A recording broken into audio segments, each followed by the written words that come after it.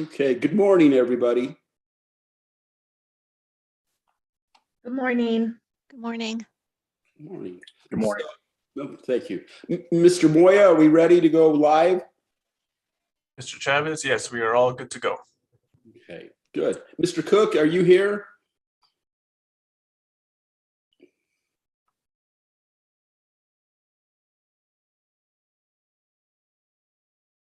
Mr. Cook, I think you need to unmute your audio. Are you here? It looks like you're here.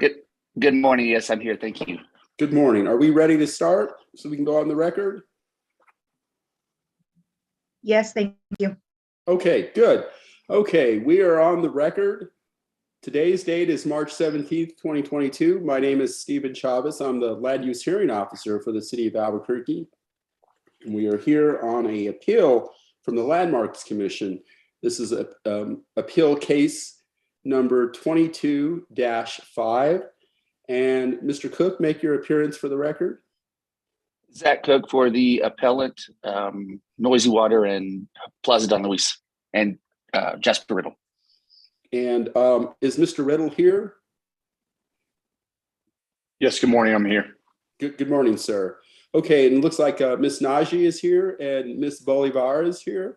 Let's get started. Okay, so Mr. Cook, you're familiar with the rules regarding these hearings? More or less, yes, sir. Okay, go ahead. Pretty informal. I'll give you as much time as you need, but if you start getting repetitive, I will interrupt you. I may interrupt you to ask questions. My apologies if I do beforehand. I tend to do that a little too much sometimes, but go right ahead, sir. Sure thing, Mr. Chavez. I appreciate the opportunity. My name is Zach Cook. I'm an attorney in Ruidoso. I've been representing Noisy Water and Jasper for the last probably 5 or 6 years. Jasper and Noisy Water are in a very heavily regulated industry from the federal level down, the winemaking industry, as I'm sure you're familiar. Jasper Riddle and his company take regulation very seriously. We appreciate the opportunity to be here, and we appreciate what the city has offered in the way of business opportunities at Plaza Don Luis for my clients. Mr. Chavez, I'm going to pass the mic over to Mr. Riddle. He's very familiar with the project. I would prefer that you hear from him more about what's going on, if that pleases the hearing officer, if we could do that, if that's okay with you. I just wanted to introduce myself, let you know that my client is that this is a very serious matter to him. He wants to be in compliance with all regulations. It's important to him personally and obviously as a businessman. So if that's okay, I'd pass it over to Mr. Riddle. Certainly. Before we go to Mr. Riddle, I will have to swear Mr. Riddle in, but the legal issues in this appeal are whether or not the LC, the Landmarks Commission, erred, whether or not it was arbitrary and capricious, whether or not it's supported with substantial evidence. Those are the issues. So I just want to focus on those. I'm not really concerned with, I understand there's a lot of people that signed a petition. That really doesn't interest me at all. I understand. The legal issues are really important to this appeal. So with that, Mr. Riddle, let me swear you in. Please raise your right hand. Do you affirm to tell the truth, the whole truth, and only the truth under penalty of perjury, sir? I do. Good. Thank you. Go right ahead, sir. Yes, thank you very much. And with that summary there, I'll jump right in. And if there's something that I'm covering, I understand the points there. But thank you for the opportunity to appeal the decision made by the Landmarks Commission on my property at Plaza Don Luis. I hope today can serve as productive conversation in which our intent to honor and bring energy to Old Town is felt, and we can walk away as partners, better collaborators to benefit the Albuquerque and its citizens. I'm a primary partner in Plaza Don Luis, as well as the owner of Noisy Water Winery, as Mr. Cook covered. The decision that was made by Landmarks Commission addresses 2 unique items, and as such, I would like to address them separately and request that you separate them in your consideration for appeal. We purchased Plaza Don Luis approximately 1 year ago after due diligence, negotiations with former ownership, and during when we planned our revitalization of the property, considered how to best capture the spirit of Old Town while making necessary safety and structural repairs that were desperately needed. As many know, the property was close to half vacant. We undertook the project and since brought in many hand-selected New Mexico True certified businesses, wineries, breweries, art galleries, bakeries, artisan shops, boutique, nightly rentals. The community and family-run businesses, local artists, and entrepreneurs is creating much-needed vibrancy to the area, and we thank everyone for supporting it at this time. Mr. Riddle, Albuquerque locals. Mr. Riddle, hold on a second. Let me stop you there. I'm not really concerned with that. It's the legal issues that I'm concerned with this appeal. Those are the only relevant issues regarding this appeal. I've read the entire record. I'm very familiar with it. Okay. Yes, sir. You could just bypass that Yes, and move to the issues. Okay. All right. Well, I will jump down to the issues right there. I'd like to first address the issues revolving around the basket shop and the railing. The same railing is installed in the rest of the plaza was found to be appropriate by the commission and the planners from the city. The same railing style was researched, discussed by our architect, approved verbally by Landmark's planners to be installed on the existing railings, was rotting, was a hazard to anyone on the property, which called for immediate replacement upon our purchase. Our architect felt as no further action was needed based off his communication with the city, and we proceeded with this railing to be installed. I'd also like to note the moment we were notified of the fact Landmarks felt we must apply for certificate of appropriateness, we did so immediately as a measure of good faith to show the commission that we wanted to work with them. We're not aware of any miscommunication at that time. The same committee found the railing to be appropriate on our property, but arbitrarily not appropriate in front of the basket shop, in which plastic planters, not historic or compliant, that were used as barriers were replaced to bring the patio area up to code. As you can review the record, you can see there's May I ask you a question? May I ask you a few questions, sir? So the railing above on the second floor, is that different from the railing on the at the basket shop on the first level? No, sir. It's the exact same railing. Exact same railing? How tall is the railing? On our area, I believe it's approximately 3 feet on the upper level. I think with the gap, it's maybe shortly higher for whatever the code is there. I can't tell you off the top of my mind the exact height. And that was something that was found to be historic and appropriate of the time. Wrought iron was shown. The church across the street also has wrought iron as well. And then as far as that's concerned, sir, the railing does not impede the sidewalk, and it's on the adjacent patio to the basket shop. And I'd also like to note on the record on page 4 that the planner notes the outdoor dining area is allowable use in this zone. The Landmarks Commission decided not to allow the railings that were required by the state to demarcate the area for the outdoor alcohol sales. Now, contrary to the state law. The state didn't require railing. I'm the liquor hearing officer for the city of Albuquerque, and I should probably, before we go any further, I don't think it's a conflict of interest. I mean, I've weighed all the legal issues regarding a conflict of interest. I don't have any monetary issues in this. I don't have a pony in this fight, or a dog in this fight. I had no idea regarding the historical regulations that were in place when I reviewed your application for your liquor license. I'm the liquor hearing officer, so I reviewed that application and I approved that. In fact, that application, I always have them sent to the planning department to review to make sure that there are no zoning problems regarding the application, regarding the patio service, and regarding whether or not liquor sales is a permissive use.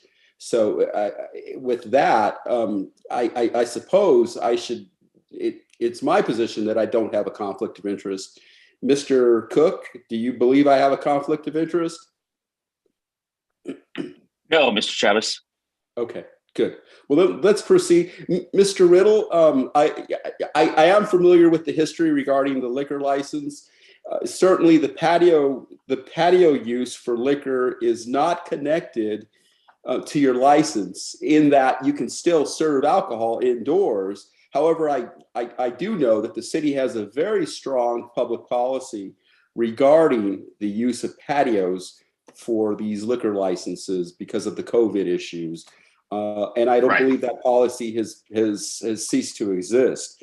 And certainly I've approved hundreds of these liquor licenses with patio service, specifically for COVID, and essentially even if COVID wasn't involved, because that's the policy. Now, certainly to serve liquor on your patio, you have to demarcate it with fencing because you don't want liquor going off the premises. The premises has to be well demarcated with a fence. Yes, sir. That's, to me, that's a red herring. I don't think that's an important issue here. Okay. My concern, and certainly Ms. Bolivar or Ms. Najee can address these issues. My concern is that I didn't see a lot of analysis for the determination that the railing on the bottom at the basket shop is actually incompatible with anything. I mean, I saw conclusions, but I didn't see any analysis. So I don't know what the compatibility issues are in the record. I did see that you pointed out that there's railing at the church. Are there any other premises other than the second floor and the church that there are railing at nearby? So there's wrought iron that is in the area around the patios. Our architect did the study at that point in time, and then also was looking at code compliance as well, because what was originally on the property on the upper level at the lease was wood, which had dry rot. The architect stated that it would not be compliant. It was a hazard structurally because essentially you couldn't have that on an upper level of a building for compliance any longer. That was not to code. The grade of steel we used was meant off that. It was hand hammered, painted to match. The colors were approved. So in my opinion, sir, the diligence was done. It was what would be as close to compatible at that time, while also maintaining code from a variety of different standpoints, right? And also I just would like to point out that it says based on design guideline number 5, the applicant could have added railings that were in the range of design options possible and commonly chosen from between 1880 to 1898 when the contributing buildings were constructed. Generally, buildings in Old Town did not have railings. However, I do find that outlines the fact that it is a permissible use. It's allowed. It's just that yes, maybe generally it was not there. However, bringing something into code compliance that requires that was be an option. And I think it comes back to, from our stance, we were in full consideration that the original architect of the property had full diligence and communication with landmarks planning offices, and we moved as such. A lot of it, we also moved as such, and we wanted to move rapidly to make sure that this was being done because of the code compliance and concerns from a legality standpoint on our end. And that, I think that's where the whole communication fell apart on this individualized scenario. And I apologize for any portion of that was on our fault. And I tried to convey that over the commission. And immediately we heard that they thought a certificate of appropriateness should be filed, we went into pure panic. We didn't realize that there was anything being done that was not there and that was not supposed to be there. And I agree. And to your point, the COVID-19 crisis, patios have been a massive portion of the business and any permissible business. And customers' habits have changed. There's a lot of people that still do not want to sit indoor for any sort of alcohol. So it is mandatory for us. It's a big component of the business. As a tenant, if I was the tenant and my landlord did this, and I was not also the landlord in this scenario, I would be trying to get out of a lease, because that patio is something it's integral to our customer experience as far as that's concerned. So, as I said, there wasn't a lot of analysis regarding whether or not reasonable efforts were made to choose a compatible material. What went into the choosing of the railing on your side? Because that's the design guideline that was used as the basis for the denial. Design guideline number 1, and design guideline number 1 says that every reasonable effort should be made to provide compatible uses of the buildings. And so on your end, Mr. Riddle, what did you folks do to decide that the railing on the contributing structure was appropriate or compatible, as opposed to any other material? Yes, sir. A survey of the district, looking at whatever things were used. We thought the matching railing to be close to what was used at the adjacent church and the property that I think would be kind of the center of the historic district in the area there would be a compatible use, and would also be something that would be very similar use in the area. And also that would meet with code guidelines as well. Our architect, Mr. Bennett, also had that conversation with Mrs. Najee, submitted photos, and I believe had a verbal approval at that time, and told us had an approval at that time from Mrs. Najee that they felt there would be no problem that, along with our paint colors as well, that we submitted when we repainted the exterior of the buildings as well, and touched up the stucco at the property. So we felt that full diligence was done. Sure. I read what Ms. Najee testified to. She said that it was her understanding that that the verbal approval was for the second floor, non-contributing railing rather than the first floor. So it sounds like there was some sort of miscommunication, and I think that somebody testified that they agree there was miscommunication. I don't think there's any bad intent here. I mean, I've seen cases where there's bad intent. And so I don't think there's bad intent, but again, so you base the railing on the contributing structure, the patio, because there's railing being used at the church and the railing on the second floor. Is that what you're saying? Yes, sir. Okay. Yes, sir. And yep. Was And there the any understand other that railing. Was just there to any other understand that- material? Go I'm ahead. sorry, my apologies. Was there any other material that was considered instead of the twisted railing? From a code compliance standpoint, wood would have been the only other thing that could have been considered. However, from code compliance and architecturally, the architect felt that with the dry rot and the direct sun exposure, that would not be a viable option, and it would be essentially dangerous. The same thing that had happened on the upper area, and that's why the recall for the increase in the replacement. The architect actually told me the original plans in 1993 had included metal railing on the upper level that he felt were cut out of the budget after his initial design and drawing. So he thought that from day one that should have been metal railing. There's wooden planters that were attached to that, and it was causing dry rot, and they were all kind of coming down. And that was not the replacement we wanted to make, as we'd already seen the same style fail. So we felt that metal was the only actual option.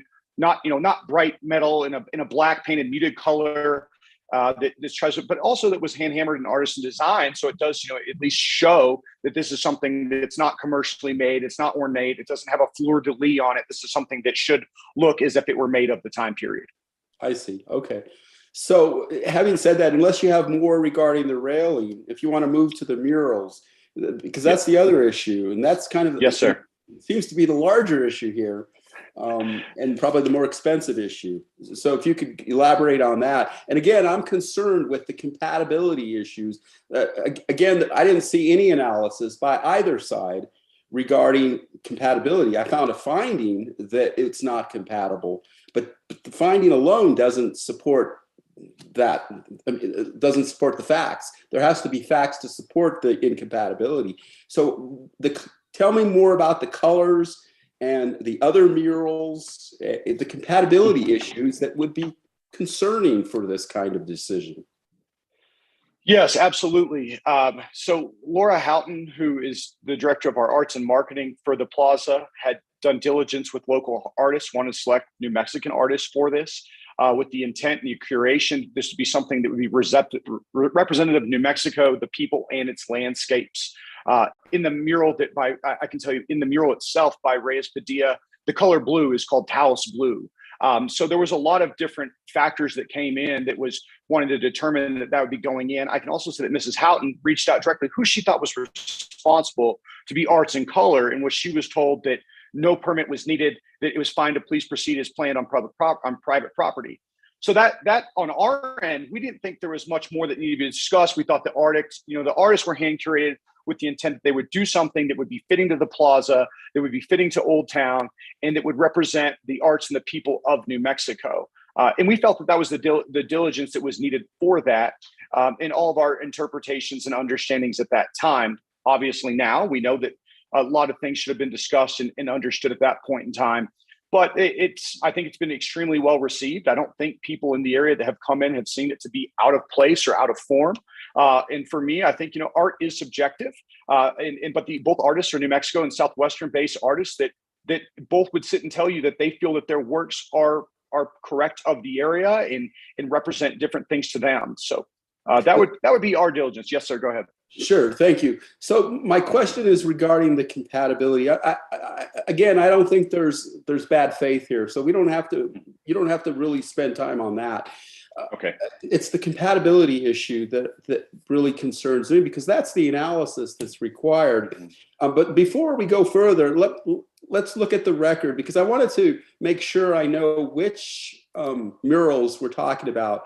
On it looks like page 46 through 47 of the record, there are some photographs with some murals. Are those the murals that are at issue in this appeal? Let me pull up the record there, sir. Excuse me. Sure. There's some. There's a painting of Chili Ristras. So those had been on the property prior. Okay. Those were on the property prior and had been on for many years. I So do not those believe aren't- those are under Okay, question. so those aren't the that's not the one of the murals then that the It's the one with the flower and the butterfly that's on the public bathrooms that is only seen via the plaza. The other one would be the more of what I would consider to be abstract. I'm sure the artist would tell me it's something different, but that is going up from the first level to the second level on the interior of the plaza as well. Okay, so Mrs. Herrera's work is on the Let me just get this straight. So on page 47 of the record, it would be figure 4.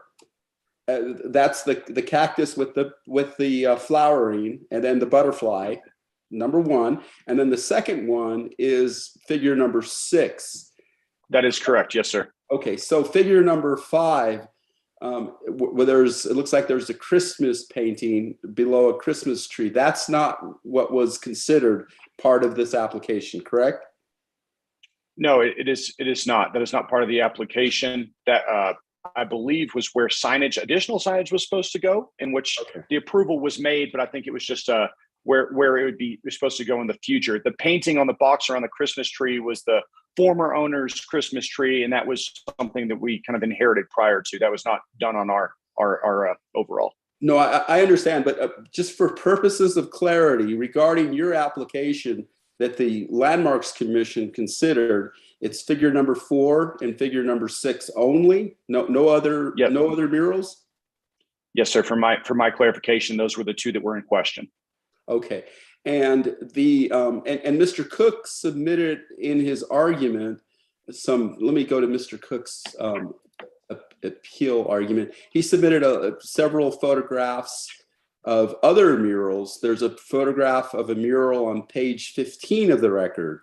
It's blue and it looks like there's a rising sun with some blue clouds, things like that, on a structure. And then on the next page, on page 16, there's more murals. A mural that goes up a stairway on the side, on the left-hand side, and then some murals on the bottom of page 16. Those murals were provided to me as examples of other murals that are inside of the Don Luis Plaza or in the Old Town area, or both. In the Old Town area, sir. None of those would also be in the Don Luis Plaza. Those are all examples in the Old Town area.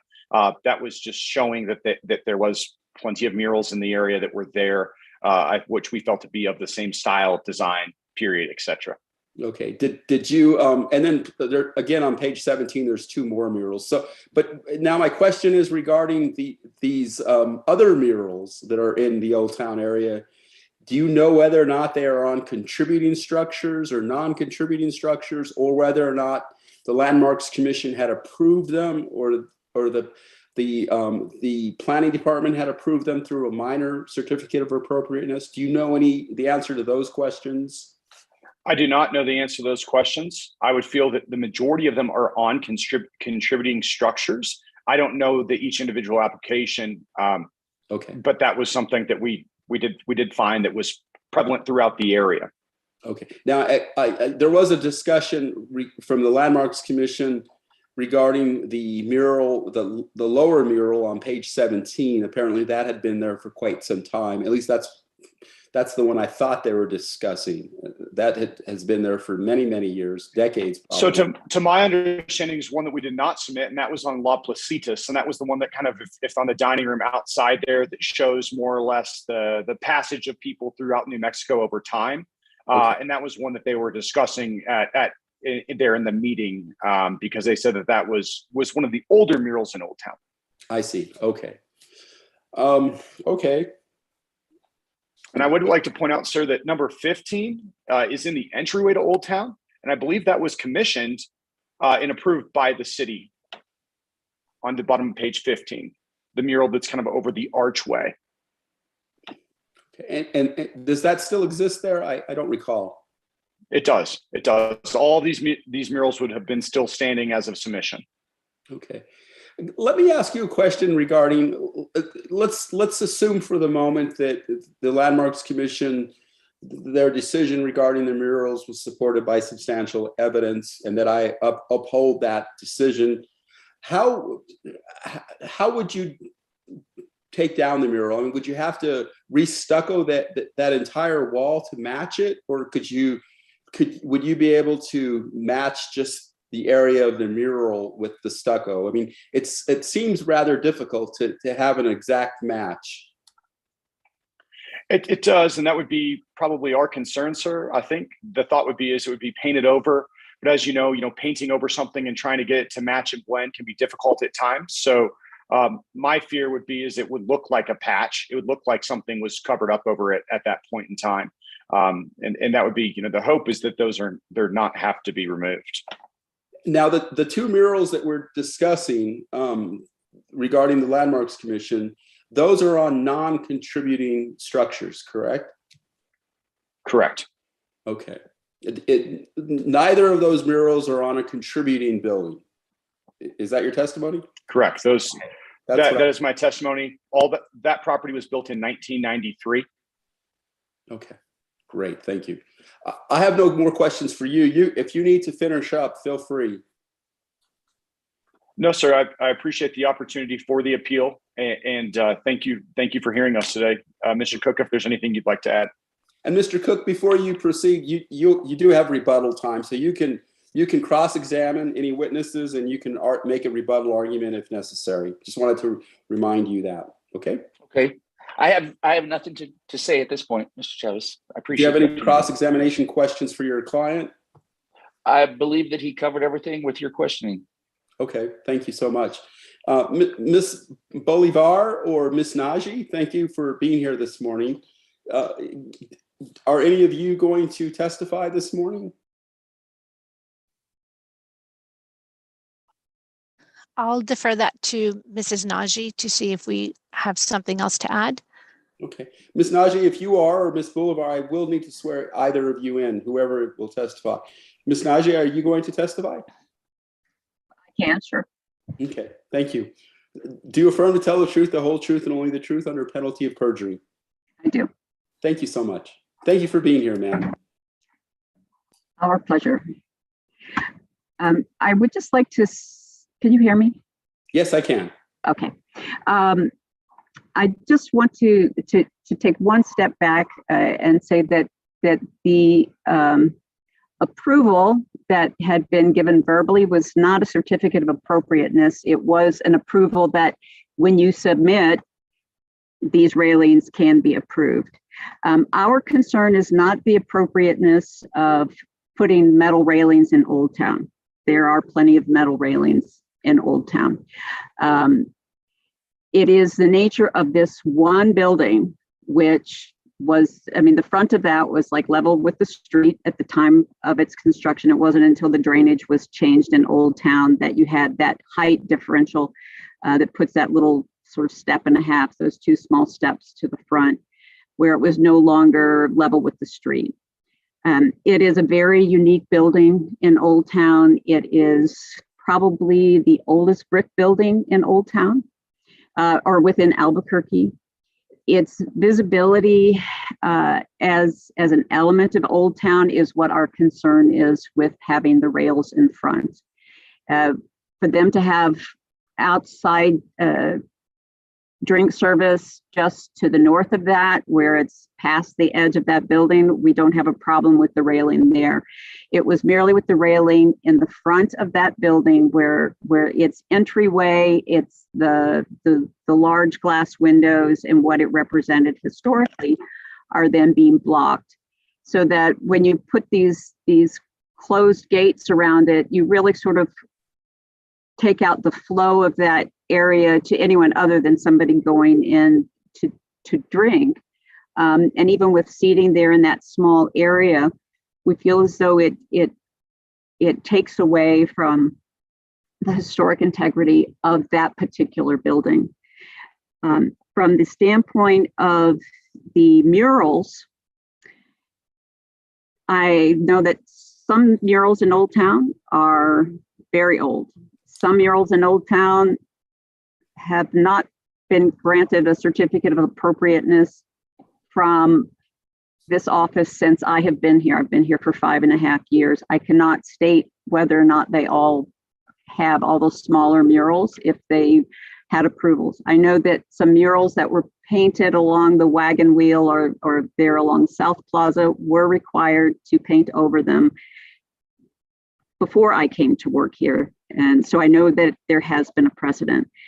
The nature of wall murals, and I'm not talking about wall signs, painting a sign on a wall, but the idea of wall murals historically, and this was not well documented in our report at the time, but it really was a creation of post-Civil War Mexico in the 1920s, and that's when the idea of artistic murals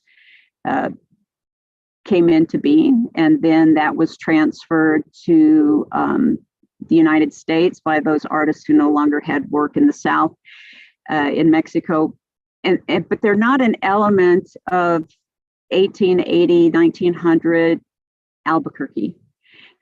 We don't deny that they're beautiful, that they add something to the plaza, but the commission feels as though they're not representative of the historic nature of Old Town. They are not a historic feature, and therefore they denied the approval for these murals. I will also say that when the Don Luis Plaza was originally built, they had submitted metal rails, and the Architectural Review Committee for Old Town at that time said that no, they had to be wood because that was more in keeping. So, there's some give and take there, but that's why the metal rails were not put in initially. It was because the Landmarks Commission or the Architectural Review Committee at the time didn't require that they be changed to wood. We understand that the wood was not a viable option anymore, and that it did block views to the upper railings, and therefore we approved the metal railings once they were finally submitted. Are there any materials for the first floor of the contributing structure? Are there any materials that would be appropriate and it wouldn't impair the visibility of the building? I don't really see that they will. I think if you put tables and chairs out there and you have a railing that encloses that space, then the nature of that front porch is gone. There is an area, I don't know what the area is there to the north of it, that I gather is from their it's fenced in. I think it's for the same establishment. I don't know if Mr. Riddle can confirm or deny that. I'm not sure about which enclosed areas go to what business, but there is still an enclosed area just to the north of it that starts right there at the edge of the old brick building, the basket shop, and continues to where the sidewalk comes in, to which we don't oppose that. It's just the nature of keeping that as an open entryway for that historic building. So it's the planning department's position that patio service, even without railing, would impede the visibility of the building? Of that building. Yeah, it's a narrow building, relatively speaking. It's got a small porch area there. We have some old photographs, I think, sort of showing it back in the day before the sidewalk was changed and things like this. It was just like an open space there, and to try and maintain that is what the Landmarks Commission is charged with protecting. I understand. And so I'm just trying to understand the analysis. I understand that there's a finding that that the railing impairs the architectural character, and I guess that architectural character is the visibility aspect. But I didn't see any analysis to support that. And I'm trying to get that from you. If you can help me with the analysis? I mean, why does it impair the architectural character of a contributing building when that railing doesn't impair the architectural character just on the second floor? Well, that again, that's not. Let me finish. I understand that they're one's a contributing structure and the other one's not. But is that all there is to the analysis? Well, no, but the second story railing has to have a railing or you will fall off and die. So obviously there has to be a railing on a second story space. Generally on the ground floor, we don't have a railing because there's no need to have a railing on the ground floor. It's there merely to provide for the service of alcohol, which is not the aspect of that building. I mean, that's what it's being used for, that's fine. But in terms of the nature of the front of that building is being altered by creating this enclosed metal fence that goes around a porch, and the historic nature of that porch, of that sidewalk area, was not. It was for free movement of pedestrian traffic. Well, let me ask you. I'm just trying to pin you down here. I'm trying to understand the analysis. I know you are. Let's take the alcohol out of it, because in an MXT zone, we know that patio service for restaurants is a permissive use in an MXT zone. So excluding alcohol, if these folks had a restaurant there and they were serving, biscuits or whatever on the patio, would that impair the architectural character of the building? If they have a big metal fence around it, yeah. Okay, without the fence, it would just having a patio there, because it's private property, correct? I mean, it's not the public walkway, or is it?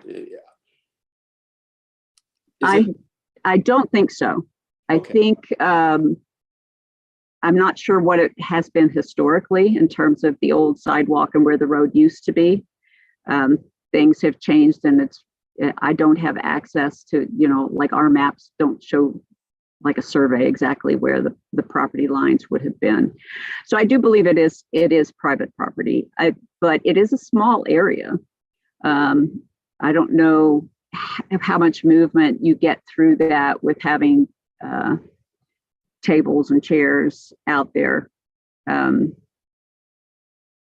It's not a very large space for that, just in terms of free movement of even customers there. So again, I'm just trying to understand the impairment. Is it just the visibility? Is that the impairment? Yes.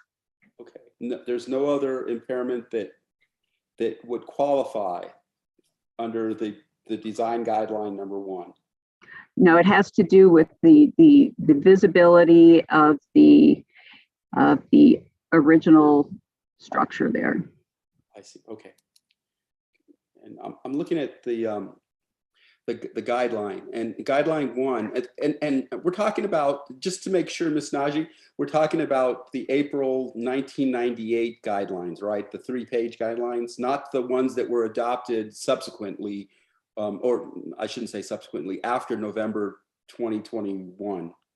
We're talking about the 1998 guidelines, correct?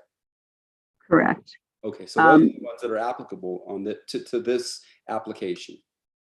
That and that all guidelines under like the historic preservation law for the state calls into play the Secretary of the Interior standards for historic authenticity and restoration. Okay, but those are those? They're applicable, but were those used as a basis to deny the application? Because I didn't see any analysis regarding the state regulations. Well, the state regulations aren't regulations by the state. The state law calls it that like our historic preservation program references by implication the Secretary of the Interior standards for historic restoration and preservation. Okay, but those weren't, those standards were not violated with this application, or were they? Well, they're the ones that really push in terms of the visibility and the appearance of the front of the structure. You know, the idea of adding something to the front of a building that's going to detract from its visibility and everything. But where are those in the record? I didn't see those used by the Landmarks Commission or by staff to support a denial. Are those in the record? Maybe I missed them. I don't think that we don't typically include, you know, like the analysis of those within as we write them down, and perhaps that's something we need to adjust. It's sort of a known element that we use in our evaluation. And the Old Town guidelines have changed considerably because when it came into the IDO, you know, back in 1998, there were no alcohol sales in Old Town except through a restaurant either. So, you know, there have been some changes in terms of how that's been able to be enforced, you know, and the necessity of adding those additional guidelines when we lost the H1 zoning. Right. Okay, so now I'm looking at the review and decision criteria in the IDO for a certificate of appropriateness major, and there are several prongs of the analysis under section 6-6D. Under 3B, the first prong is that it states that the architectural character, historical value, or archaeological value of the structure or site itself, or of any HPO zone, which doesn't apply, in which it is located, will not be significantly impaired or diminished. So is that what was used to support the denial? Yes. The visibility is impaired, but I guess it requires significant impairment. That's a higher standard than just impairment. How is the building, the contributing building, significantly impaired by the railing? Well, I suppose significant is again, one thing with historic preservation is there is a certain Right. objectivity. You know, there's a certain objectivity to it. One man's visual impairment, it may not be another man's visual impairment. To us, to the Landmarks Commission, they felt that it was significant. And that's, you know, as far as I can go in terms of defending it. It's sure. I'm trying to find the pictures. Sorry. No, please do help me, because I've always been uncomfortable with Landmarks Commission appeals, because there is a certain level of subjectivity involved with the objective criteria. It is, you know, and we will be the first to acknowledge that. Okay. Were you going to refer to somewhere in the record? Were you looking? I'm trying, you know, it's when I look at, I'm just trying to pull it up so I can visually see what I'm talking to you about. There is in the record, and perhaps Ms. Bolivar can mention the what page it's on, where the added pictures, the pictures that were added to the property. Oh, you mean by Mr. Cook? Mr. Cook? No, in terms of they were submitted for as part of the staff report. Maybe it's just past the staff, you know, findings, and there's some picture pages. I have them up here, but I don't have them in the staff report. Hold on. I'll find it. So there's Miss Bolivar included on page 46, page 47, just those two pages, photographs of. Right. Are those the ones you were referring to? They are. Okay. I'm just trying to. So there are those two photographs. There's figure one and yeah, I think it's the figure one. Yes, figure one shows the space as it is now with the railings. If I can, If I may share my screen? Sure. Ms. Bolivar, let me swear you in. Oh, Okay. certainly. Because you are subject to cross-examination once you testify. So please raise your right hand.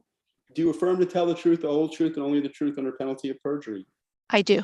Okay, thank you. Go ahead, and you can share your screen if necessary. I have page 46 and 47 on my computer, but okay. Yeah. Are you able to see it? Yes. Okay. Ms. Najee, that's go what we ahead. have now. What I was hoping to show, though, actually was to show what it was before the railings were up there. I didn't see any photographs. That was If one of my I questions. can, okay, wait, here's mine. But is it in the record? Okay, I Uh, did see this somewhere. Oh, this is a This Google is- shot. Yeah. Yeah, this is just, oh, can you see that? Yeah, so it's, I mean, like I say, to me, if Ms. when Najee, we look, let me stop you there before we proceed, because it's not in the record. Mr. Cook, do you have a problem with me including this photograph in the record?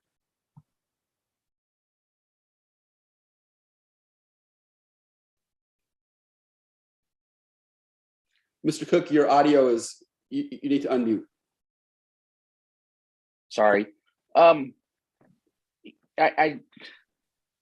kind of do, Mr. Because it's also at a very different angle from what is in the record. You know what I'm saying? If you look at figure 1 on 46 compared to what's on the screen now, the Google shot that was not in the record, I have a hard time identifying them as the same building. So is the basis of your objection that we don't know whether or not we can authenticate it as the exact same building, the basket shop? Yes. Okay, I would overrule that. I'm going to allow it in the record because I think it shows that it says the basket shop and it appears to be the basket shop. I'm going to include it in the record. I think it's helpful for me and for the city council to see the before and after photographs. Okay. But thank you, Mr. Cook. Ms. Najee, go ahead. just in showing that picture, you know, I do want to show that, you know, like the base of the windows are no longer visible. It just, Okay, go ahead, Ms. Najee. beyond that, I can just say that, sorry. Hold on, Ms. Najee. Are we? Can you hear me? Yeah, go ahead. Okay. I'm just saying that we lose all of the lower detail of the building by having the rails up from the original. I mean, it is even if I'm trying to get over there and look lower, if I can adjust that photograph, which I can't. But I'm just going to see if I can make it. Was this photograph used with the Landmarks Commission? I don't know that we pulled it up during the presentation because we were quite familiar with the building before the rails went up. So whether or not they were included, Ms. Bolivar, do you recall if we included the photograph of it before? The commission is quite familiar with the old picture of the basket shop. And when the rails did go up, you know, we were all quite, I remember being down there and finding the railings up there just as I was walking through Old Town, and was quite taken aback by their presence and the effect that it had on the structure and the flow of that space. Okay, I note that the photograph also shows what appears to be the wooden railing on the second floor. Is that correct? That is correct, yes. Okay. Ms. Najee, you know, one of the things I was hoping to see in the analysis from staff was whether or not there are any other materials that would be appropriate, or for example, painting the rails from black to white, if that would help to match the building. Because one of the issues under the design criteria number 1, which was part of the basis for the denial, was that the first clause is that every reasonable effort shall be used.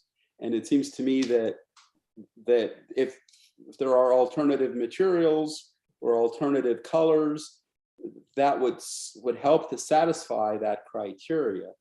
So again, would painting them white reduce the impairment to some extent? It might, but I'm not. I wouldn't say definitively, because you still can't see the base of the windows, whether they're white or black. You know, there's still a lot of structure between the visibility and that and the windows and the details of the building. Okay, now, are you finished with the railing? If we can talk about the murals. Yes, I am finished with the railings. Yes, thank you so much. So now with the murals, again, I didn't see any analysis. All I saw was conclusions from staff, from Ms. Bolivar. My apologies, Ms. Bolivar, but you just came to some conclusions and you didn't provide an analysis. And I understand it's difficult to analyze subjective criteria in an objective way, but it's because these are quasi-judicial hearings in front of the Landmarks Commission. Regardless of opinion, these are quasi-judicial hearings. This appeal is quasi-judicial, and so there's a certain amount of evidence that needs to be supported by substantial evidence, actually, so that this decision has to be supported with substantial evidence, with objective criteria. And my question regarding the murals is very similar to the question I had regarding the railing. What makes these murals incompatible with this HPO5? Ms. Nagy or Ms. Bolivar, I mean, those are my questions. We've been sitting too long. Our lights just went out. Sorry. I got it.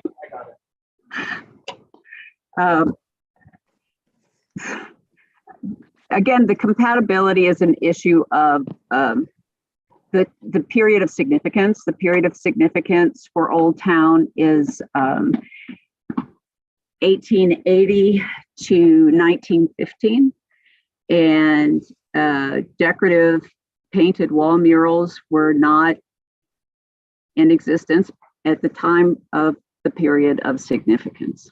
But doesn't the design standards, don't those standards recognize, there's one criteria that recognizes that things have changed substantially and that's kind of okay to a certain extent?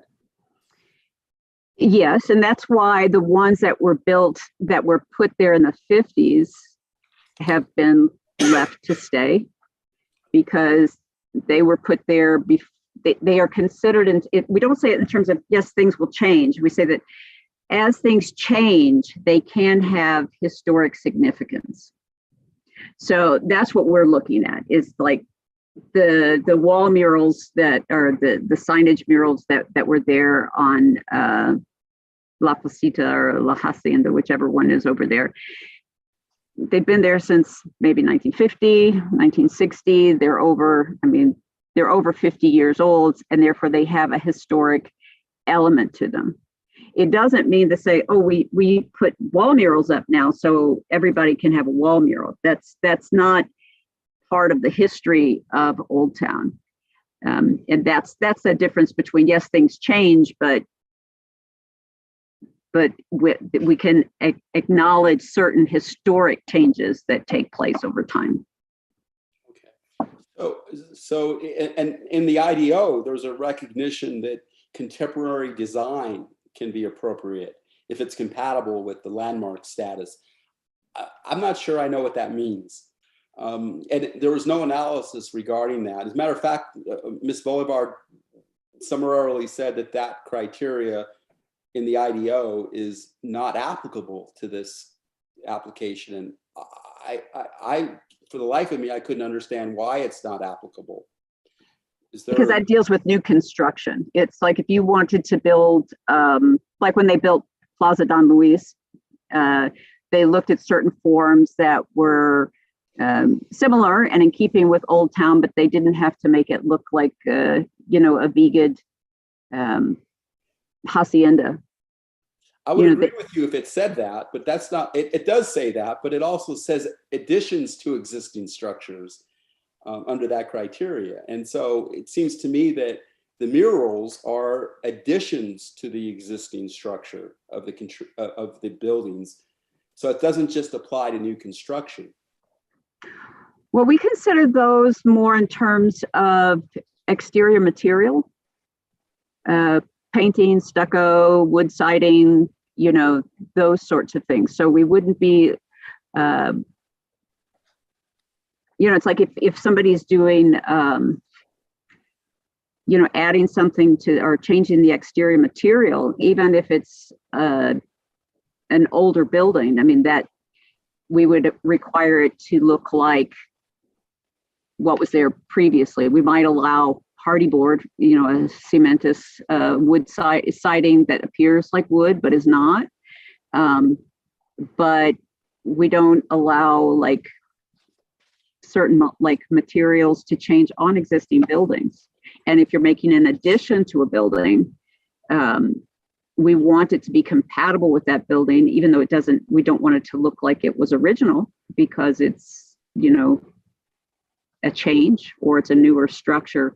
And therefore it can have some modern detailing or some more simplified detailing, but not to change outside of what's considered appropriate for the historic nature of the HPO, of which Old Town again is different from the other HPOs because it is largely commercial. It is of major importance to the city.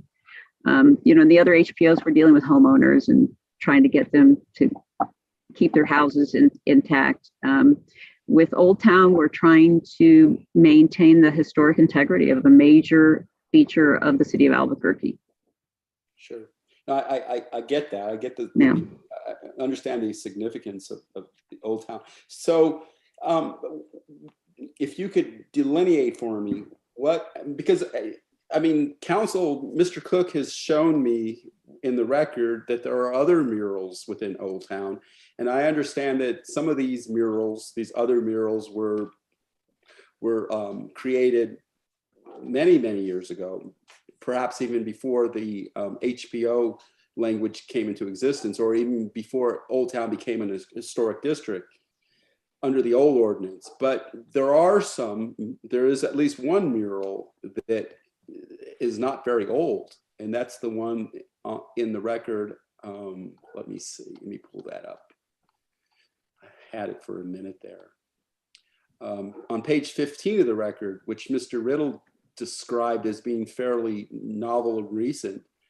And I guess my question would be, if this mural is appropriate and approved by the city, Mr. Riddle also testified that he believed it was approved by the city. If this mural is appropriate and approved by the city, how come the other murals, the two new murals, are not under the 1998 design standards? Is it their color? Is it? I don't know. I'm trying to find the report, or if Ms. Bolivar can share her screen with the report to show me that. I'm not finding it in the files. And the reason why I'm asking these tough questions, Ms. Nagy, is because Mr. Cook, the basis of his appeal is that he believes that the Landmarks Commission acted arbitrarily and capriciously. And under the law, that means that they didn't support their decision with reason, essentially, with rational, reasonable supporting facts.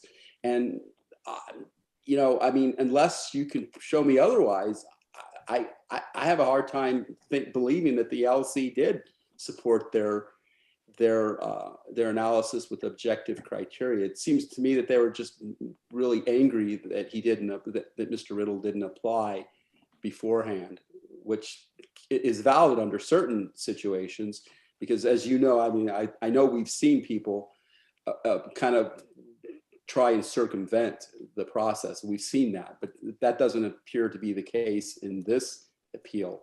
And so I'm trying to understand what objective criteria the Landmarks Commission utilized to support that the mural is. Which mural? Are you talking about the tile arch, or are you talking about a painted mural with, I'm sorry, I don't have the staff report up in front of me. And so I'm having trouble like understanding which one you're talking about. It's on page 15 of the record, page 15. It's a blue mural. And it looks like it's an obelisk kind of building with a little bell tower. If I may, Sure. Mr. Riddle submitted that as evidence of murals, but that was not included in my staff report. Okay. Does Mr. Riddle have that available, or? Mr. Riddle, can you share your screen? Do you have that? I suppose I can share my screen. Okay. Sorry, sir. It is in the appeal packet. It's in the it's in the appeal record on page. It's page 15. I don't understand any need for resubmission at that time. It's been submitted, and everyone had this be prior to this hearing. Yeah, we're not discussing resubmitting it. It's on page 15, and there's more murals on page 16 and page 17 of the record. And those murals were submitted to demonstrate that there are other murals within Old Town. And one in particular is quite contemporary in design. And that's on page 15. It's a very contemporary design with colors that certainly don't appear to be in other places in the Old Town area based on this photograph.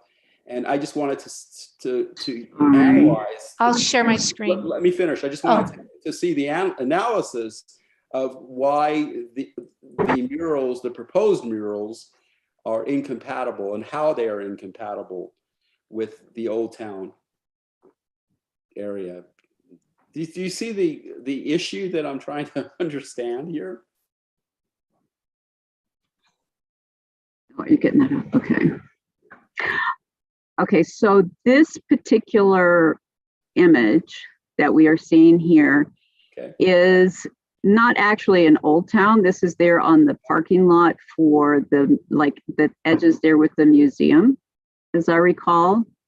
This was not approved by the Landmarks Commission. It was not submitted to the Landmarks Commission. I think it was a public arts project.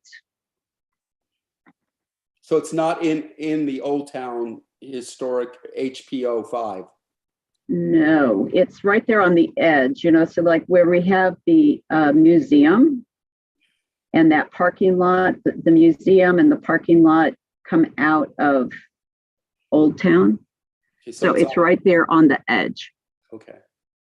So it's your testimony, Ms. Naji, that this mural is not within the HPO5. Correct. Okay. Now, concerning some of the other murals that are on there, we do have another problem with that. One has been our enforcement, and the other is not knowing when some things have been put up. Some are signs. I have seen a couple of things that were submitted in that application. I don't know when they went up and at what point we continue to go back, in terms of retroactive enforcement, which is unfortunate in the sense that you never want to see somebody getting away with something that you're not. And but I can't really defend the things that are there that I cannot verify in terms of their date of appearance within Old Town. So then it boils down to the basis for the finding that the murals are incompatible is because they the time period that the building, because it's a non-contributing building, but the time period, they don't match the time period, or in that time period, murals were not part of the building structures? Is that? They do not match the time period of Old Town. We know that it's not a matter of the construction of these buildings. And Don Luis Plaza does incorporate some very old buildings, but you can't tell which ones are the old ones. I mean, they sort of incorporated them many years ago. I was kind of surprised to see which ones were actually, there in about 1900. So we're looking at maintaining the appearance of Old Town as an entity, not just that particular, the fact that that's a new building. Yes, we acknowledge that's a new building, but the idea of having murals on the wall, that becomes another issue, because they were not historically used during the period of significance that we are trying to maintain for the community. Is there any evidence of that in the record? And I'm not disputing your testimony. What I'm trying to do is see if there's supporting evidence that would support that thesis, that position. There is historical evidence. I do not know, Ms. Bolivar, was it included in the appeal record or no? No. Okay, but there is supporting evidence, Ms. There Bolivar? is. So if there is supporting evidence, why is it in the record? Why isn't it in the record? And was it provided to the Landmarks Commission, Ms. Bolivar? Well, I mean, when I did my presentation, I didn't base the denial of the murals in, based on everything else that was there. I mean, we looked, murals, we don't have on file, approvals for murals. So that's why that was the basis for the denial. So it wasn't whether it was a contributing building or not. It was just like the whole feel of the area. And if I may add also, like the commissioners pointed out that they are not historically appropriate. So it wasn't part of our finding. We did go back and in order to verify, that's when we came up with the additional historical information, was to verify what they had asserted at the Landmarks hearing was the period of significance and the evolution of wall murals. Sure, and I understand the Landmarks Commission is comprised of experts. Some of them are architects who are very knowledgeable regarding history of buildings and structures, and particularly the HP-05. But we still have to have supporting evidence. I mean, just them saying it isn't enough in a quasi-judicial setting. It needs to be supported by evidence. That alone is not substantial evidence. I'm strongly considering remanding this back to the Landmarks Commission. I just think I would like to see, I do, and I think the City Council deserves to see supporting evidence, substantial evidence to support a finding, and not just what people feel is incompatible. I mean, that's just my concern. I'm going to look at this a little more closely, though. But are you finished, Ms. Naji? I am, yes. Ms. Bolivar, are you finished with your presentation? Thank you. I am. Mr. Cook, you can cross-examine Ms. Naji or Ms. Bolivar or both. Thank you, Mr. Travis. I just have one question of Ms. Naji on that mural that's on page 15. I'm not familiar enough where HP-05 starts and where it ends, but if you look at that mural right below it, it says "Welcome to Old Town." So I don't understand how that is not part of Old Town when it says "Welcome to Old Town," much like the basket shop sign earlier. And it's probably just where the line starts on HP-05. Could you explain that to me? Well, it's right there at the line. I mean, but it's within that parking lot area. my maps don't show, I mean, specifically, it's not like within the historic building form. It's an entry gateway, but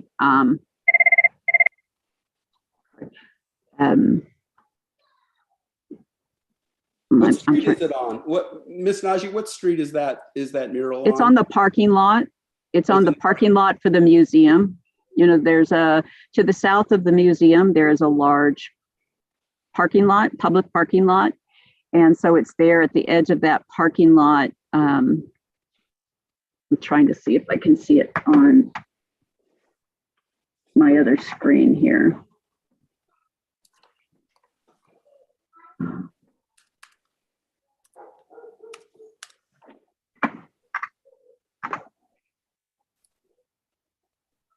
Unfortunately, a lot of our maps, they'll show us an outline, but it doesn't necessarily match exactly. With There's a lot of museums over there. Is it the one on Mountain Street, you mean? It's on Mountain and 19th Street. Okay. So it's the south side of Mountain. And then there is the parking lot. Let me see if I can see. I'm just here looking at the city map just to sort of see where, yeah, it's honestly, it's impossible to tell. It looks like on one picture, I mean, there's a lot line.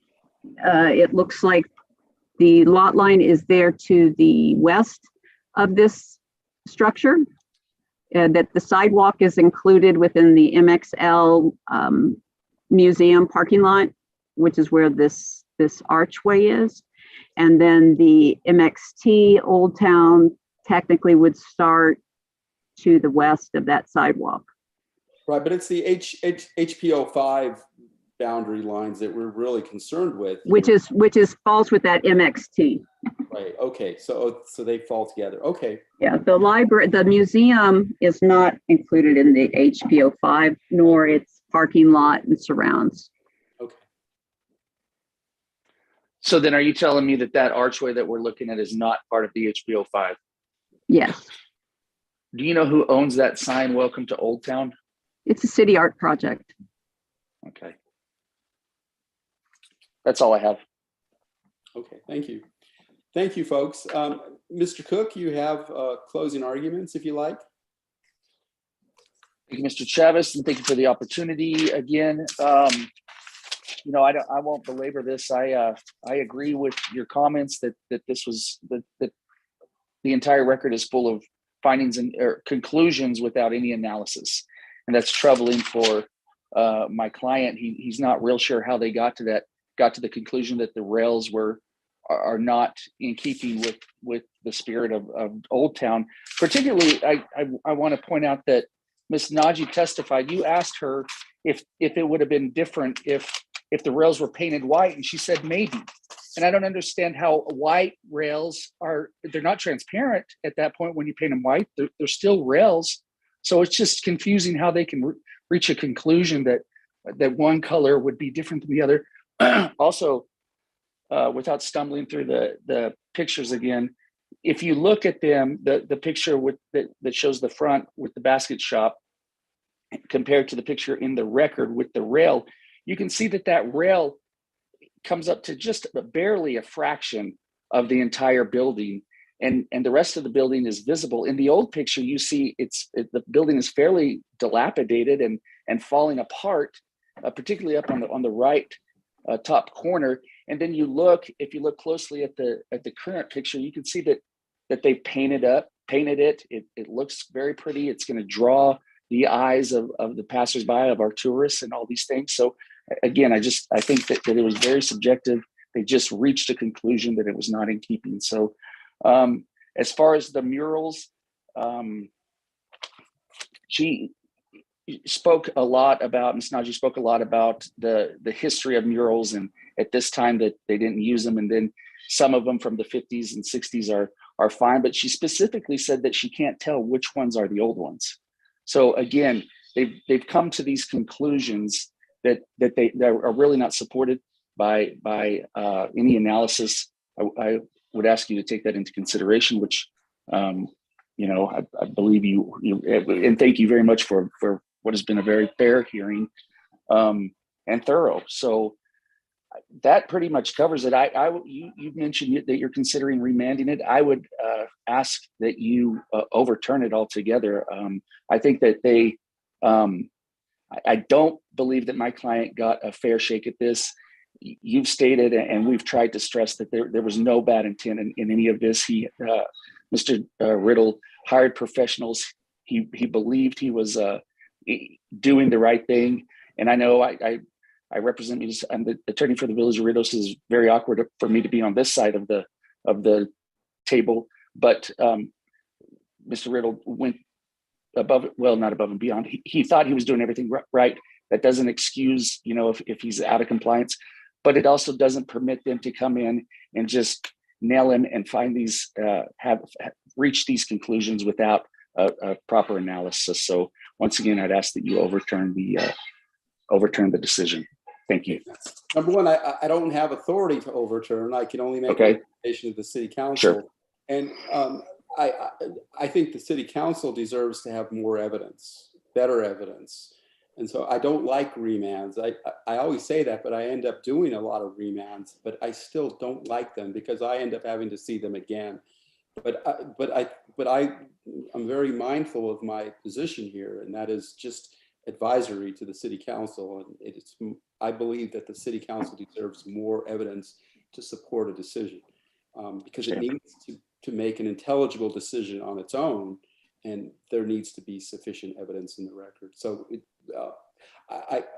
having said that, the second thing is that I didn't say that Mr. Riddle didn't have bad intent. I said that there was no objective evidence that he acted with bad intent. And I think that the evidence supports that. But of course, the city council may have a different conclusion regarding that. I mean, nobody likes to see people applying retroactively. We see a lot of that, unfortunately, and much of that is done in the historic areas. And so Ms. Najee and her staff have quite a few issues to take care of regarding that.